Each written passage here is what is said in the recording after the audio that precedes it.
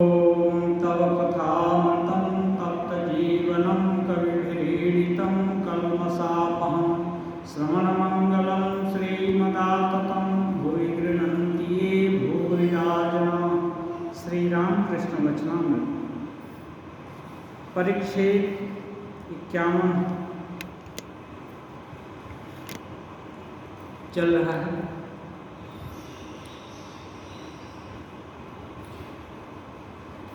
श्री रामकृष्ण देव कहते हैं, मैंने एक दिन देखा कि एक ही चैतन्य है, कहीं भेद नहीं।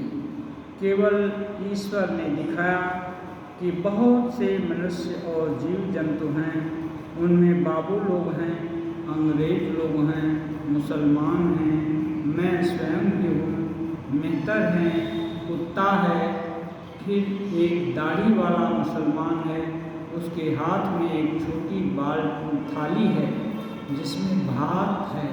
उस छोटी थाली का भात वह सबके मुंह में थोड़ा थोड़ा दे गया, मैंने भी थोड़ा सा चखा। ये सब दर्शन साधारण चक्षु से नहीं होता है। जब घटना हम लोग खाते पीते उठते बैठते हैं, व्यवहार करते हैं, ये सब तो हम लोग को दिख पड़ता है। लेकिन ऐसे ही जब अंतर चक्षु खुल जाता है तो भाव के राज्य में विभिन्न तरह का लीला विलास होता है।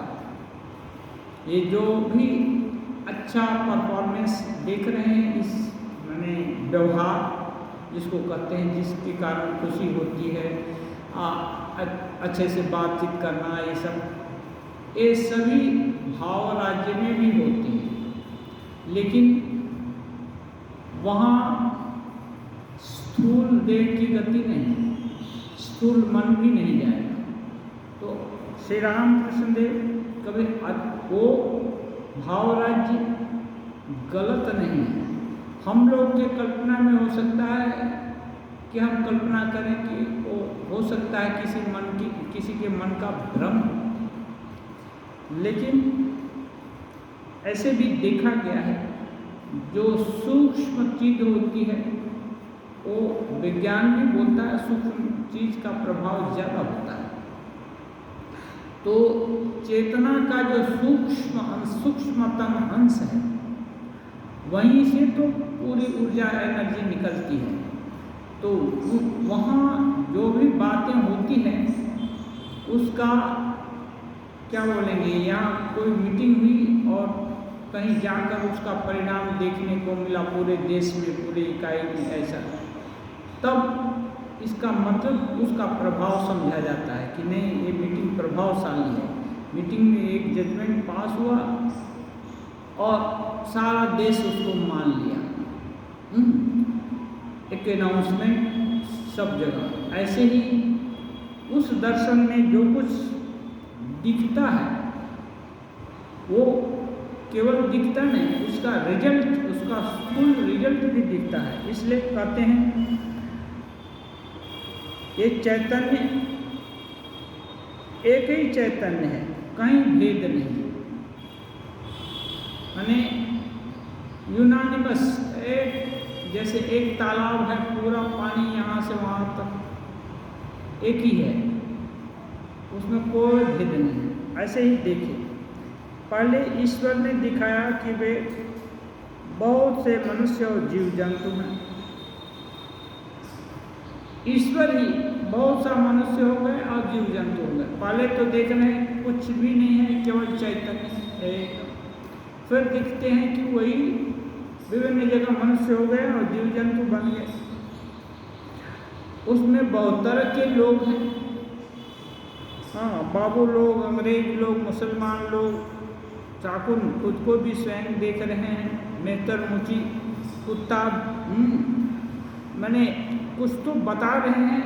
इसका मतलब समझना चाहिए कि और इधर बहुत सारे जीव जंतु देखे हैं। फिर एक दाढ़ी वाला आदमी भी देखा, वो उसको बोलते हैं मुसलमान, पहचान से होगा। वो एक थाली में भात लिए हैं, भाल भी कहाँ से आया होगा? उसी चैतन्य का ही विकार सब हो रहा है और उससे सबके मुंह में एक एक दो दो दाना डाल दे रहा है। इसका मतलब क्या है? इसका मतलब वही चैतन्य विभिन्न तरह से विकृत होकर के नाना रूप धारण किए हैं, नाना ये है हो रहे हैं। तत्वतः कोई भेद नहीं है। इस दर्शन से फल ये होता है कि श्री राम कृष्ण देव जो आदमी देख रहा है उनके अंदर भेदभाव चला जाता है। वो अब चाह कर भी भेद नहीं कर सकते कि ये नहीं। इसलिए जब देखते हैं माँ बिल्ली के रूप में है तो उसी को खिला देते हैं, उसी की पूजा कर देते हैं। तो इस पूजा में दोष नहीं है, लेकिन बनावटी कोई करने जाए तो उसमें दोष हो जाता है। हृदय राम त्रैलोक्य की बेटी का पूजा कर दिया तो उसको वहाँ से निकाल दिया गया। हो सकता है उसका भाव पक्का नहीं रहा हो, ठाकुर का नकल कर रहा हो, तो नकल करने से नहीं होता। स्वामी जी इस नकल के बहुत विरोधी थे। रामकृष्ण के तिरोधान के बाद कुछ लोग उनका भाव में जैसे हंसते नाचते गाते वही सब ढंग करने लगे। तो नरेंद्रनाथ कभी कभी रसगुल्ला मुँह में ले रहे हैं और नकल करके मिमिक्री करते, सबको दया करते हैं, हंसाते और ये करते। बोले कि तू लोग रामकृष्ण को देखा है, तुम लोग क्या सोचता है कि सब लोग रामकृष्ण परमहंस हो जाएगा? तुम्हारे लिए ये जरूरी नहीं है। जो ओरिजिनल धरातल है उस पर हो। ओरिजिनल धरातल क्या है? संयम, त्याग, तपस्या। त्याग क्या है? भगवान के लिए सब कुछ छोड़ने के लिए कृत प्रतिज्ञा दृढ़ संकल्पित हो जाए कोई, तो यही त्याग है। त्याग का मतलब छोड़ देना। क्या छोड़ेगा? जो अपना नहीं है उसको क्या छोड़ना है? अपना वैसे है क्या? कुछ भी नहीं है, शरीर भी नहीं है। आप कितना भी पकड़ कर रखना चाहो, एक दिन आएगा इसको चिता में जला दिया जाएगा, आपका नहीं रहेगा। तो है क्या? थोड़े दिन के लिए सब कुछ है, मानो नौका पर चलना है, जिसका डेस्टिनेशन आ गया वो उतर उतर करके चलता बनेगा। तो है ही नहीं तो छोड़ेगा क्या? लेकिन त्याग का मतलब यही है कि ईश्वरार्थ है, महान के लिए बाकी सब जो भी छोटा मोटा चीज़ है सब कुछ छोड़ने का संकल्प। ये दृढ़ संकल्प ही है। संकल्प में महान शक्ति होती है। महाशक्ति है संकल्पों की, महापुरुष रसदे विचकी, ऐसा गाना है।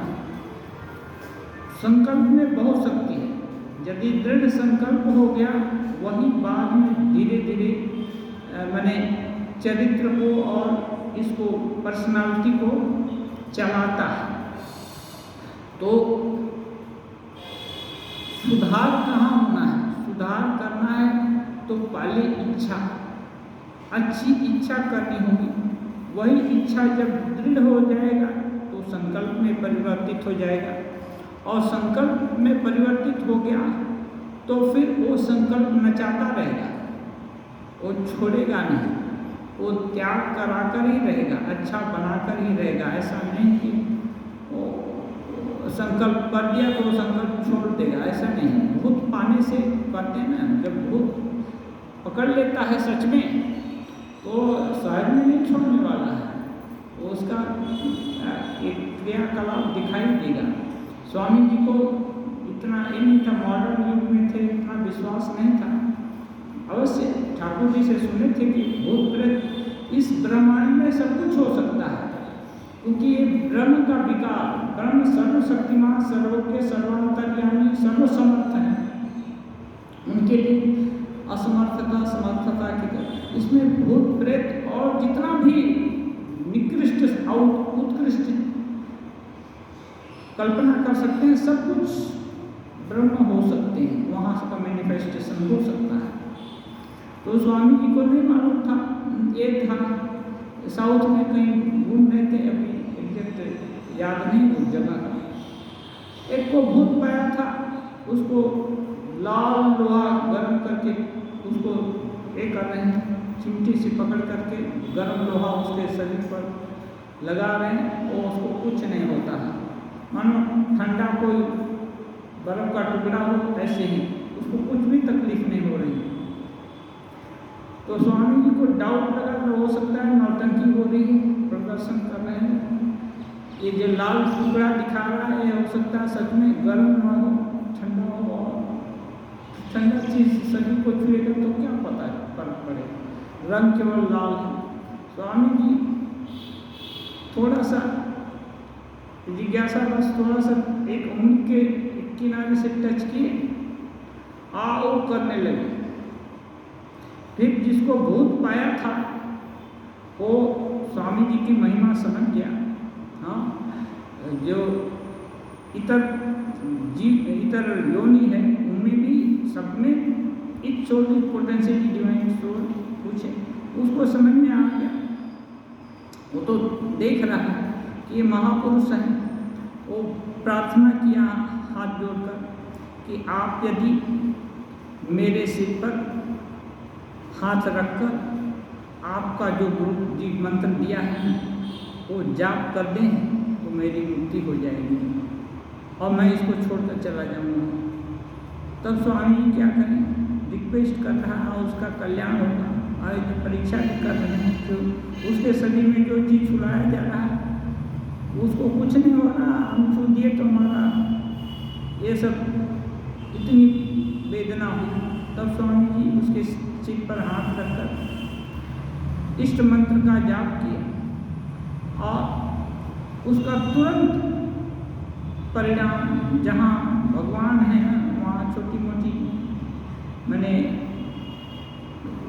दुश्चिंता क्लेश ये सब नहीं रह सकता है सच में। नहीं तो सर्वशक्तिमान और शक्तिमान कैसे कहे जा सकते हैं। वो भूत छोड़कर चला गया, उसका कल्याण हो गया और फिर जिसको भूत पाया था वो नॉर्मल हो गया। तो ये है कि विकार होता है लेकिन असल में तो चैतन्य ही है। तो ये विभिन्न जो इस एकत्व का जो विभिन्नता में एकता का जो अनुभव यदि किसी को हो जाए तो वो संकीर्ण भाव का पोषण करके झगड़ा लड़ाई जितना भी सब वाद विवाद होता है, मतामत, ये सब संकीर्ण विचार के पोषण के लिए होता है। ऊंचा आदर्श रहे तो कौन छोटा मोटा दुख का परवाह करे।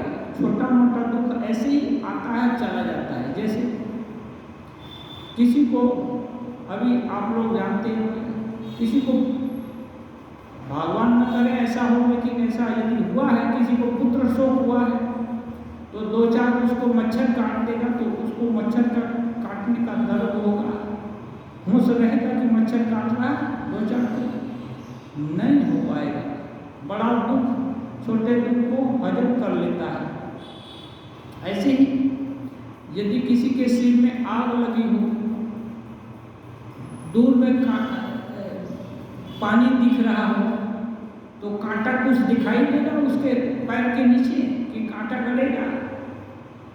सिर में आग लगने पर वो बेतहाशा दौड़ेगा कि कैसे पानी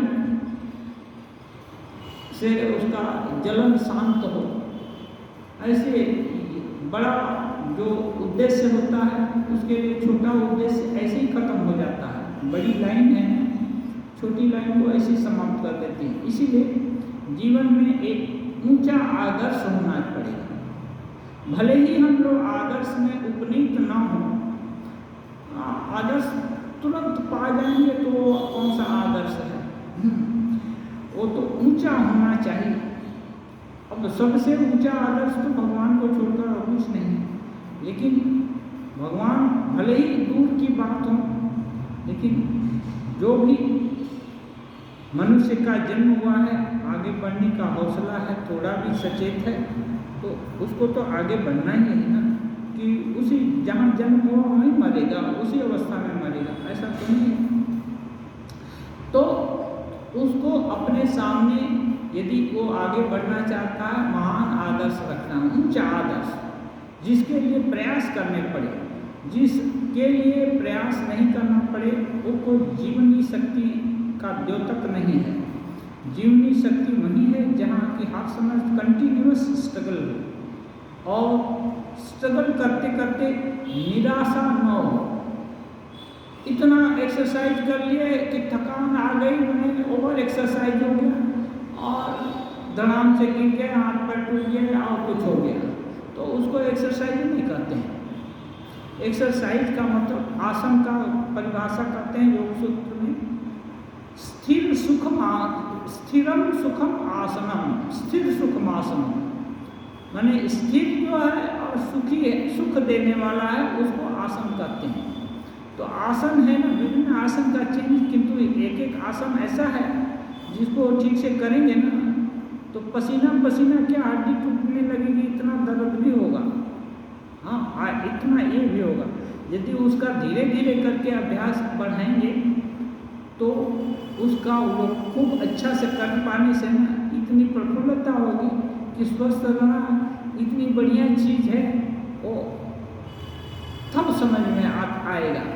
हर दिन नहीं समझ में आता, लेकिन बढ़िया से एक्सरसाइज करेंगे तो एक्सरसाइज करते करते कभी कभी ऐसा होता है, स्वस्थ रहना कितनी बढ़िया है, कितनी प्रफुल्लता, कितना आनंद, कितना हल्कापन है शरीर में, ये होता है। तो आदर्श ऊंचा नहीं रहेगा तो आदमी आगे नहीं प्रगति नहीं कर सकता है। इसलिए श्री रामकृष्ण देव ये तो क्या है, ये तो अंतर्दृष्टि संपन्न है ना। तो ऐसे लोग यदि बाहर दूसरी इस लोक को छोड़कर दूसरे लोक की बात ना बताएं तो लोगों को चैतन्य कैसे होगा। वेद बताते हैं, लेकिन वेद ग्रंथ है, ग्रंथ में आप भी पढ़ सकते हैं, हम भी पढ़ सकते हैं, कोई भी पढ़ सकता है और उसका मनगढ़ंत अर्थ भी लगा लेगा, हाँ, और सोचेगा कि यही काफ़ी है, तो वो काफ़ी नहीं होगा, उससे मिसगाइड हो सकता है।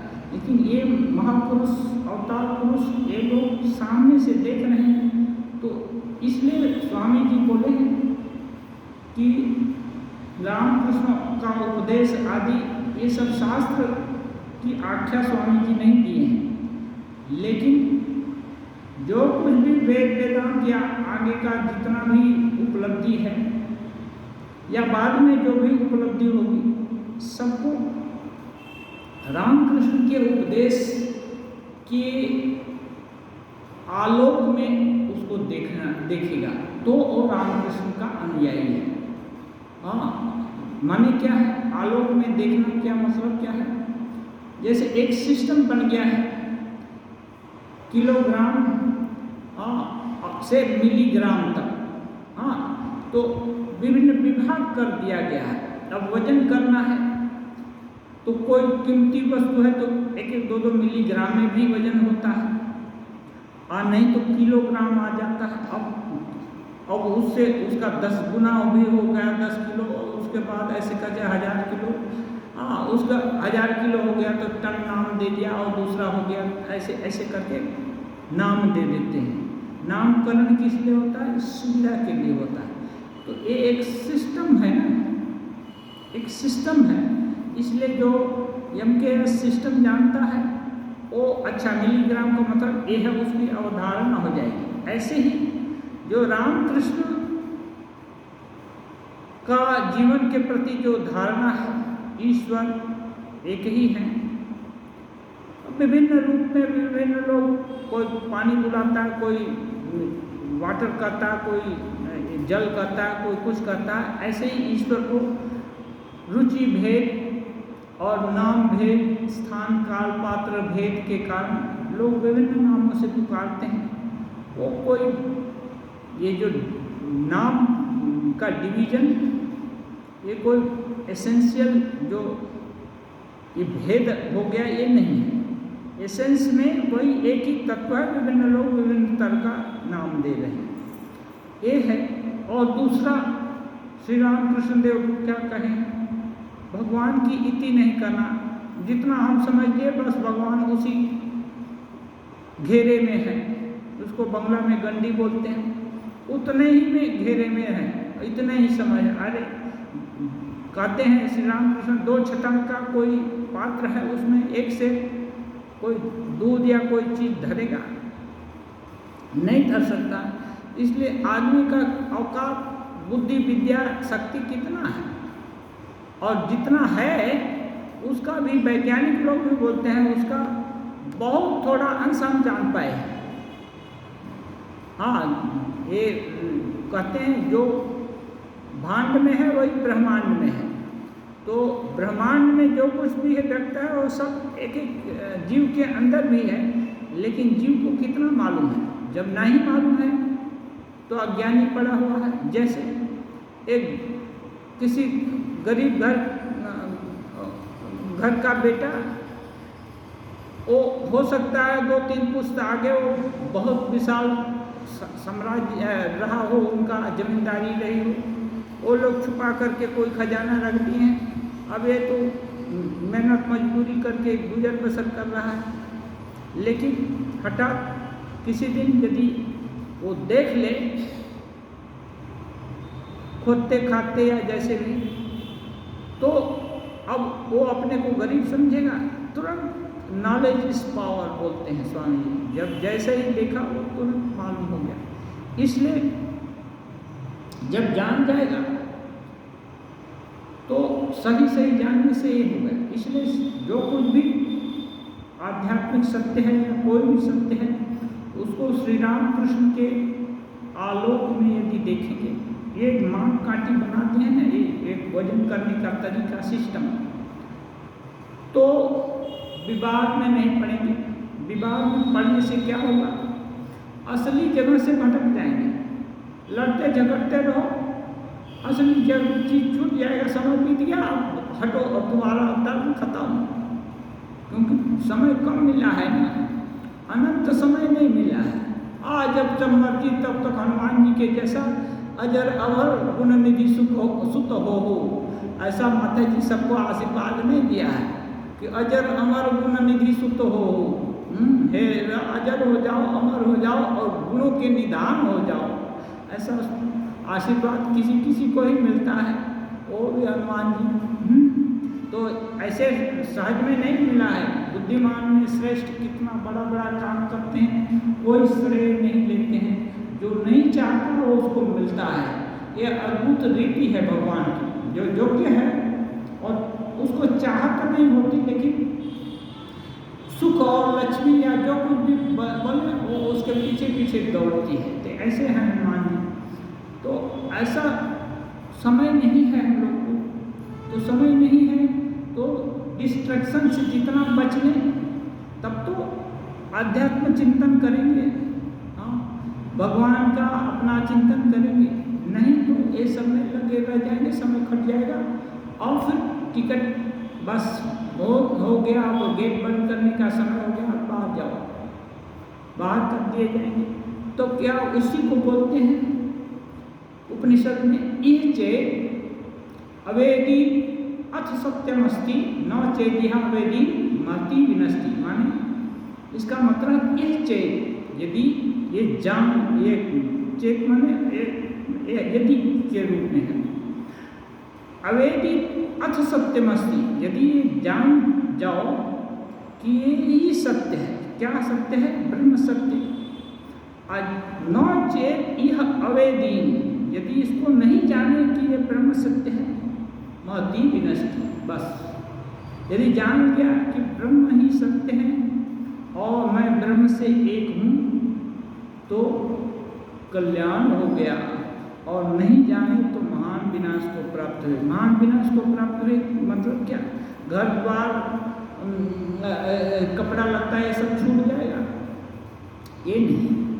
महान विनाश को प्राप्त हुए मैंने अब समय जो मिला है, अमूल्य समय, मानव जन्म है ना, अमूल्य समय है।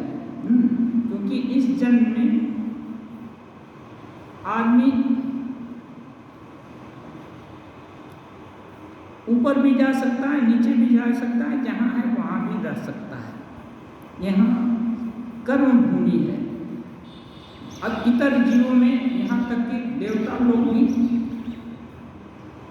उनकी प्रवृत्ति के अनुसार कार्यरत होते हैं, लेकिन मनुष्य है, चाहे हम चाहें तो हमारी प्रवृत्ति, यदि आप देख रहे हैं दुष्ट है तो कल ये प्रवृत्ति शिष्ट हो सकती है।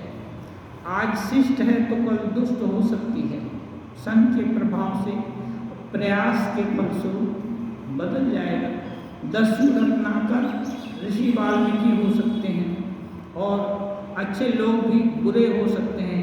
जो माता जी कहती हैं देवी, जिसमें यं कामये तं तमुग्रं कृणोमि तं ऋषि तं ब्रह्माणं तं सुमेधाम। जिसको चाहती हूँ ऊंचा ऊंचा सब कर देती हूँ और जिसको नहीं चाहती हूँ उसको नीचे भी गिरा देती हूँ। तो ये ईश्वर की शक्ति में है। तो इसका उपयोग यदि ठीक से किया तो आगे बढ़ने का मौका मिलेगा, और यदि ठीक से नहीं किया तो पीछे छोड़ दिया जाएगा। अपदार्थ आदमी को अपना उत्तराधिकारी कौन बनाएगा? और यदि वो निष्पक्ष है, बायस्ड कोई लोग है तो वो अपना खराब अपदार्थ आदमी को भी करेगा, फेवर करेगा। लेकिन अच्छा आदमी है तो उत्तराधिकारी अच्छे को ही नियुक्त करेगा, वो दूसरे को नहीं। और ईश्वर के राज्य में तो कोई मने भेद नहीं है। वहाँ एक ही जैसा शासन चलता है। अच्छे को अच्छा, शुभ कर्मों का शुभ फल और अशुभ का अशुभ। किसकी सामर्थ्य बदल दे या नियम अटल और अविचल। किसी की सामर्थ्य नहीं है कि शुभ का शुभ और अशुभ का अशुभ इसको बदल दे। लेकिन एक चीज है, स्वामी जी कहते हैं, वह नित्य मुक्ता, यह सच है किंतु परे जो इसके बाहर है। ये तो माइक जगत में शुभ का शुभ अशुभ का अशुभ सब होता है, दिखता है, लेकिन इसके बाहर भी कोई एक डायमेंशन है चैतन्य का, वह नित्य मुक्त रहता है। चाहे सुख में हो या दुख हो या किसी भी प्रकार के विकार से वो विकृत नहीं होता है। तो ये कहते हैं उसको ये करना है क्या? तत्त्वमसि, ये तुम वही हो, इसके लिए प्रयास करो। अब जब प्रयास करेंगे तब क्या होगा? वो जान जाएंगे। यदि प्रयास नहीं किए तो फिर महान विनाश को प्राप्त होंगे। तो ये कहते हैं तत्त्वमसि, वही तो तुम हो। तो इसलिए श्री रामकृष्ण देव ये कह रहे हैं कि चैतन्य एक ही है। फिर और एक इसको जान लेने से ये अनुभव सिद्ध है, जिसका भी श्री रामकृष्ण देव में विश्वास है वो उनकी बात को सत्य मान ले तो इसके आगे बढ़ सकता है। फिर वो इस पचड़े में नहीं पड़ेगा इतना कैलकुलेशन करने की। इसलिए वो उपदेश देते हैं कब किसको चैतन्य हो जाए। एक दूसरे दिन दिखाया कि विष्ठा, मूत्र, अन्य व्यंजन, तरह तरह की खाने की चीज़ें पड़ी हुई हैं। एकाएक भीतर से जीवात्मा ने निकलकर आग की लौ की तरह सब चीज़ों को चखा। भीतर से जीवात्मा निकली और एकदम आग का लौ के समान सब जगह चखा, माने स्पर्श किया। मानो जीभ हिलाते हुए सभी चीज़ों का एक बार स्वाद ले लिया। विष्ठा, मूत्र सब कुछ चखा। इससे ईश्वर ने दिखा दिया कि सब एक हैं, अभेद है। भेद दृष्टि हम में है, भेद दृष्टि ईश्वर में नहीं है। नहीं तो सुअर है ना, उसको कोई रोग नहीं होता, वो गंदगी में ही पड़ी रहती है, कोई इन्फेक्शन या कुछ नहीं होता, फिर भी वो गंदगी में रहने के कारण है, फिर भी सुअर को भी मृत्यु तो प्राप्त होती है। ऐसा तो नहीं है कि सुअर अमर हो जाता है, गंदगी में कीड़ा रहता है, वो भी स्वस्थ रहता है, हृष्ट पुष्ट कीड़े भी रहते हैं, भगवान बनाए। तो गंदगी एज सच सबके लिए खराब है ये बात नहीं, लेकिन रुचि भेद, समय भेद के कारण जो एक चीज एक को अच्छी लग रहा है, व्यवहार में एक को अच्छी लग रही है, वो दूसरे को बुरा लग रहा है, लेकिन तत्वतः कोई भेद नहीं है, अभेद है, अभेद ज्ञान है। तब इससे क्या होगा? ठाकुर बोलते हैं, देखिए हमारा तो क्या है, हम लोग का उद्देश्य क्या है? यदि जो साधक बनना चाहता है या साधना के विषय में जानना चाहता है, उसको साधना के कुछ टिप्स सीख लेने पड़ेंगे। हमारा क्या है? कैसे भी करके ठाकुर बोले जो सो करके गंगा स्नान कर लो, चाहे कोई धक्का दे दे गिर गया तब भी गंगा स्नान होगा, और कोई एक किया क्या बोलते हैं, अपने से जा करके स्नान करे, पूजा पाठ करके तभी स्नान करना होगा, कैसे भी करके गंगा जी में गिरने से स्नान हो जाए। तो अपना क्या है, कैसे भी भगवान के साथ संबंध बन जाए या भगवत तत्व के पास हम लोग उपनीत हो जाएं। तो इसके लिए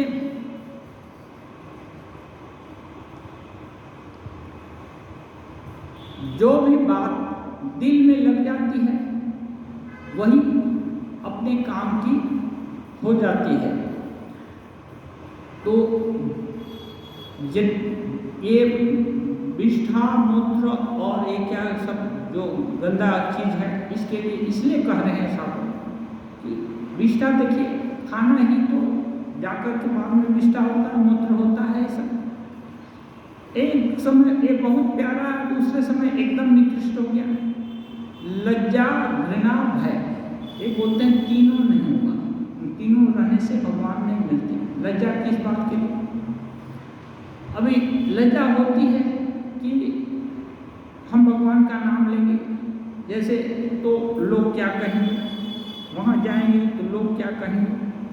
भगवान का नाम लेने में, आगे बढ़ने में, पवित्र काम करने में लज्जा किस बात की है?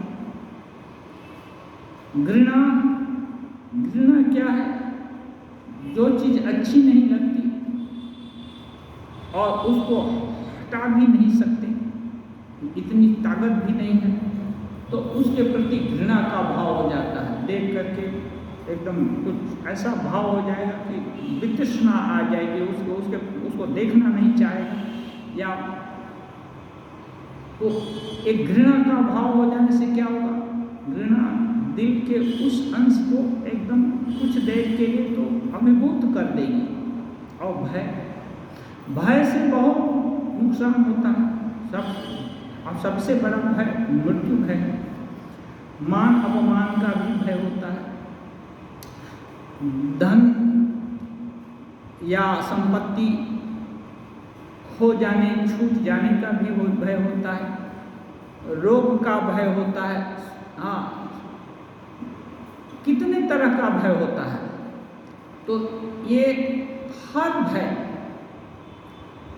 माने भगवान से दूर करने वाला है, क्योंकि जब भय हो जाएगा उतने समय के लिए तो आदमी भयभीत ही रहेगा, उस समय कोई अच्छा चिंतन हो नहीं सकता है। तो यदि तत्वतः विचार कर लिया जाए कि दुख भी आया है तो कहाँ से आया है, या कोई दुख, देखिए भगवान से भरोसे यदि कोई है तो ये कहते हैं बालन बांका करी सके जो जग भैली हो, जाको राखे साया मार सके ना कोई। रामचरितमानस में है, बड़ रखवाल रमापति जासु, रमापति जिसके रक्षक हैं उसका क्या कोई कर सकता है। तो जो आत्मा के साथ एक है, कोई भी शत्रु कितना भी बलवान हो वो क्या कर सकता है? आत्मा का क्या नहीं, शरीर को काट दे सकता है, आत्मा का कुछ नहीं बिगाड़ सकता है। हाँ, सिकंदर बोला मैं तुमको मार दूंगा ऋषि को, तब हमारे साथ तुमको चलना पड़ेगा, धमकी दिया। इसके आगे तो बहुत अच्छी अच्छी बात हो रही थी, तब जोर से ठठा करके साधु हंसा। तुम एक मर्द चीज़ों का एक छोटा सा शासक, तुम मुझको मानेगा? मैं अजर अमर आत्मा हूँ, तुम भला मुझको मारे?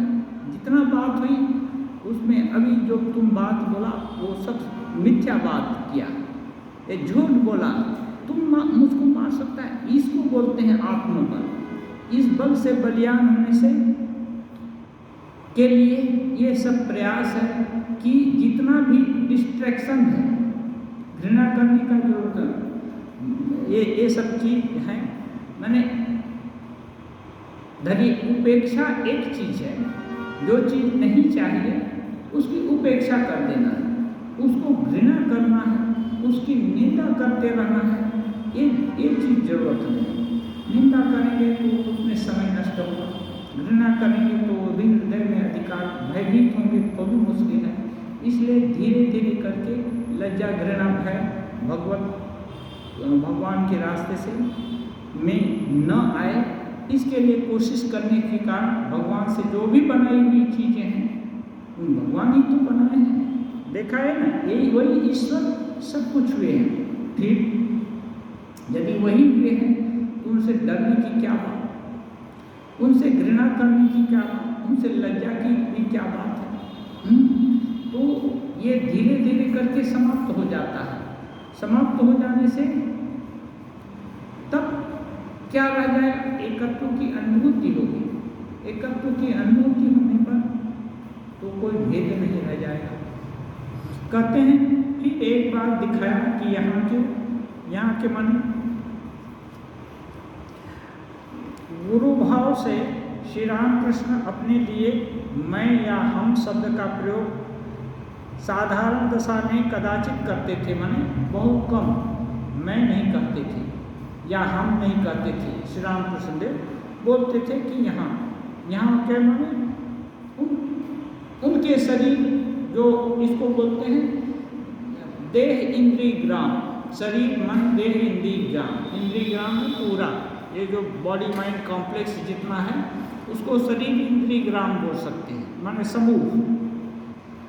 तो उस समूह, अपने समूह को स्वामी ठाकुर बोलते थे यहाँ के।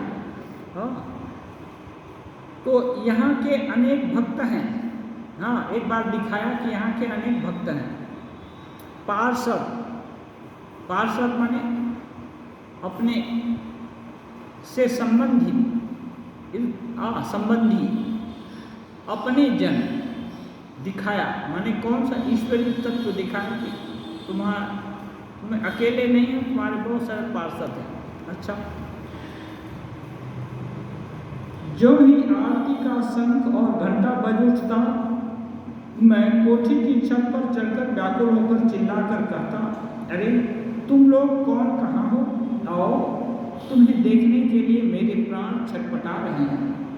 जब दिखा दिया कि देखो ये सब तुम्हारे पास आएंगे, तुम्हारे पार्षद हैं, इष्ट मित्र हैं, तो अपने संबंधी लोगों को लोग देखने चाहता है। नहीं देखा कुछ दिन तो प्राण बोलते हैं छटपट करता है देखने से, या उनको सोचने से तसल्ली मिलती है। ऐसे ही श्री रामकृष्ण देव भी जिस समय ईश्वर दर्शन नहीं कर पाए थे या उनको अनवरत ईश्वर दर्शन नहीं हो रहा था, उस समय तो ईश्वर दर्शन के लिए परम व्याकुलता थी। अब जब ईश्वर दर्शन उनके लिए सहज हो गया, सुलभ हो गया, स्वाभाविक हो गया, तब अब बाकी जो इर्द गिर्द जहाँ भी नजर जा रहे हैं सब जगह तो देखने विषयी लोग हैं। कोई भी भगवान को नहीं चाहता। उसका छोटा मोटा जो रूपांतर है, जैसे आप और हम मनुष्य हैं, अब मनुष्य कीड़ा मकोड़ा ये सबको लेकर के, भले ही चैतन्य हो उसमें, कीड़ा मकोड़ा लेकर के हर समय रहना ही पसंद करेगा? नहीं पसंद करेगा।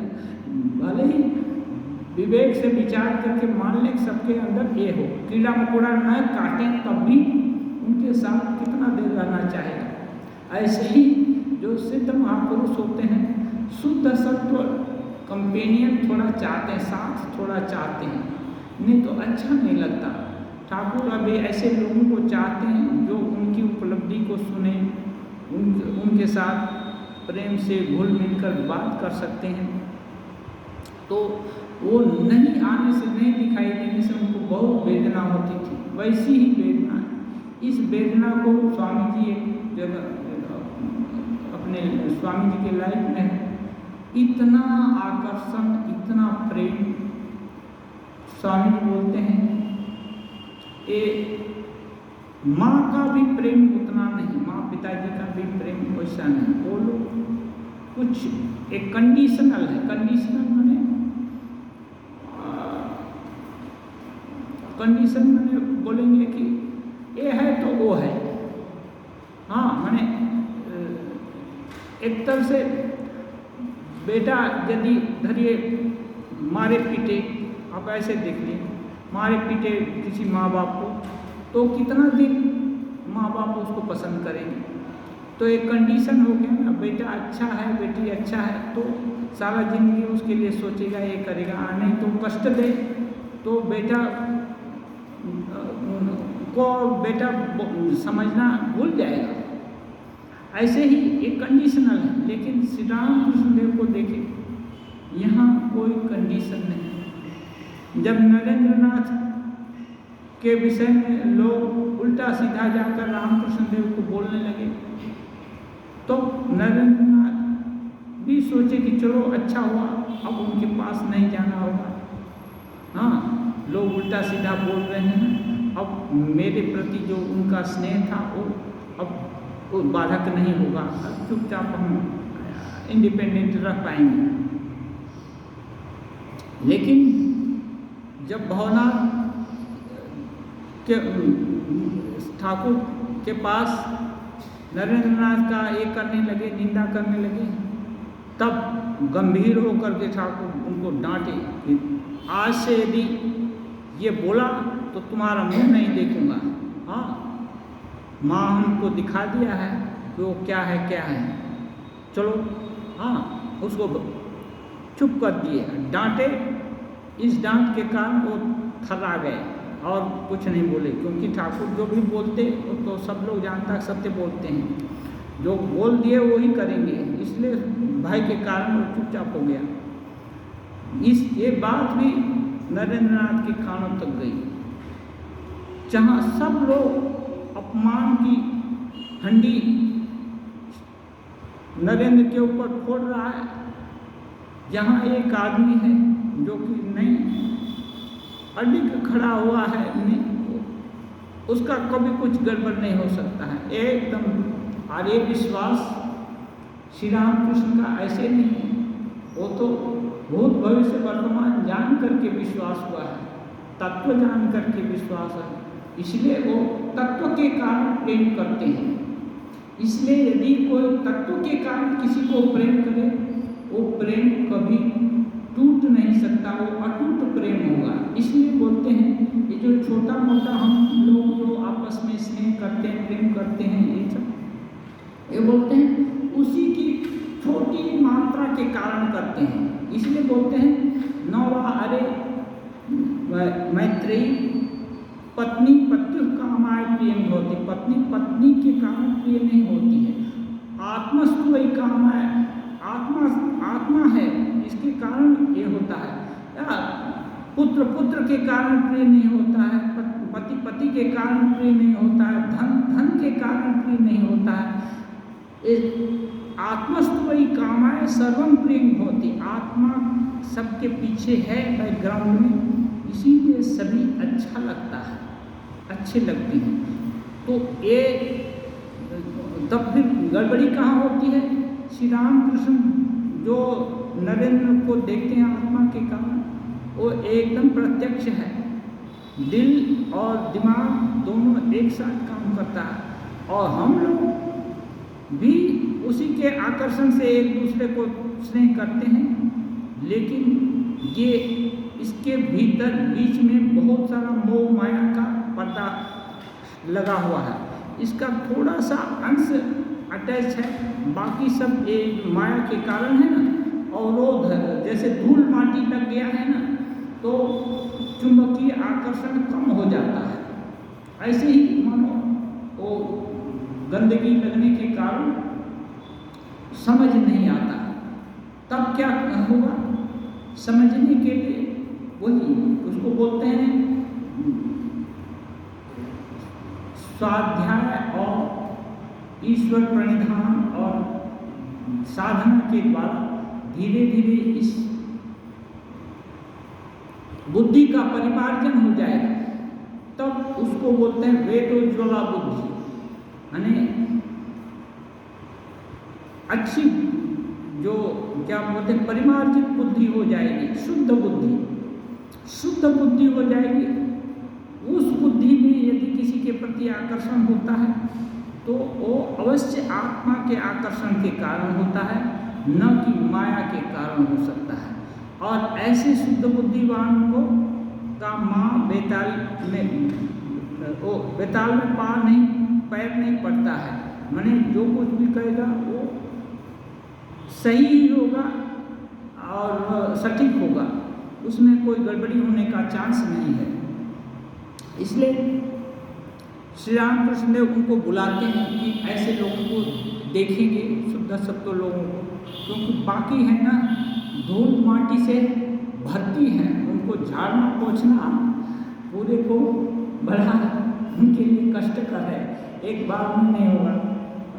झाड़ने पोंछने वाले दूसरे कैटेगरी के लोग झाड़ पोंछ करेंगे, ठीक है। तो उसके बाद कहते हैं अच्छा मेरे इन दर्शनों के बारे में तुम्हें क्या मालूम होता है? अब मणि से पूछ रहे हैं, क्योंकि मणि उनके अनुगत हैं और उनको चैतन्य देव का ये जो है ना सभा, चैतन्य देव के दल में भी देखे थे श्री रामकृष्ण देव। पार्षद हैं, पार्षद लोग आएंगे तो उनको भी चिन्हित करनी है। तो ये क्या समझते हैं, क्योंकि जो श्री रामकृष्ण देव नहीं बोल पाए वो ये लोग बोलेंगे। तो हाँ, श्री रामकृष्ण देव विशुद्ध सत्व लेकर पड़े हैं, तो सबके सामने वो नहीं एक कर सकते हैं, अभिव्यक्त कर सकते हैं अपने को। तो ये लोग को यदि होगा, ये लोग प्रचार करेंगे उस तत्व का।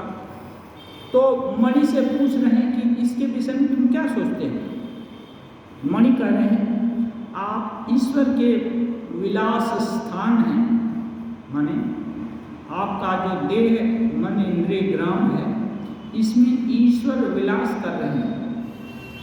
सीधा ऐसा नहीं बोले कि आप ईश्वर ही हैं, ईश्वर विलास कर रहे हैं, कोई झूठ नहीं है। चाहे कैसे भी करके पकड़ना हो, इस तरह से या उस तरह से पकड़ना तो ही है। तो बोलते हैं आप ईश्वर के विलास के स्थान हैं। मैंने यही समझा है कि आप यंत्र हैं और वे यंत्री हैं। आप यंत्र हैं और वे यंत्री हैं। आप अपनी इच्छा से नहीं चलते, आपके भीतर ईश्वर हैं, वही आपको चलाते हैं। ठाकुर भी बोले थे इसके भीतर दो हैं, एक भक्त है एक भगवान है। भक्त है उसका हाथ टूटा है, भगवान है वो अविकृत है। हाँ, तो ये कहते हैं चलाने वाले हैं। दूसरों को उन्होंने मानो सांचे में डालकर तैयार किया है, सांचा बना दिया फैक्ट्री का और उसमें किया है, परंतु आपको स्वयं के हाथों से गढ़ा है। ईश्वर आपको अपने हाथ से बनाए हैं और दूसरे को सांचे में डाल दिए। बनाना तो ईश्वर के द्वारा ही सब बना है, लेकिन सांचा में डाल दिए हैं श्री रामकृष्ण। अच्छा, हाजरा कहता है कि ईश्वर के दर्शन के बाद षडैश्वर्य मिलते हैं।